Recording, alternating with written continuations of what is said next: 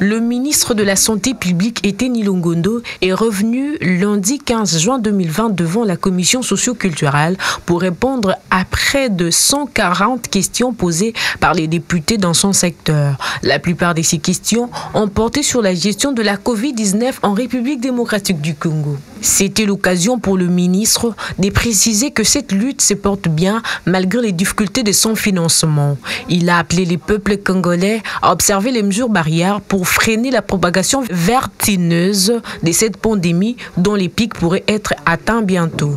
Dans une épidémie, il y a toujours une phase ascendante, il y a un plateau et puis il y a une phase descendante. Je crois que quand cette épidémie a commencé, on avait bien informé la population que le pic sera atteint vers le mois de juin, n'est-ce pas? Fin mai, mois de juin.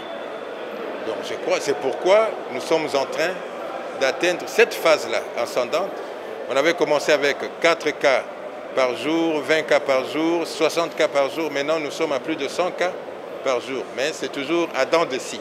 Aujourd'hui, nous pouvons avoir 120, demain 130, le lendemain 115, ainsi de suite.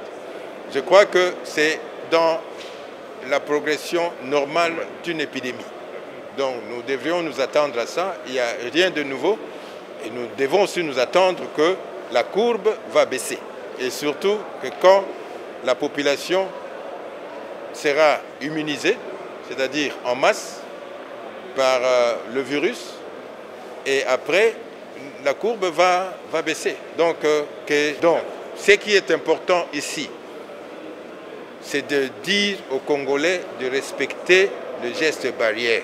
Tordant le cou à la rumeur qui circule sur les réseaux sociaux, Eteni Longondo a défié quiconque a des informations sûres à propos de cette opération de les contacter ou le prouver par la voie judiciaire. Par contre, le gouvernement congolais prend en charge tous les frais d'inhumation de chaque Congolais mort de la Covid-19 en concertation avec sa famille, et ce, conformément à la décision du chef de l'État, a-t-il précisé.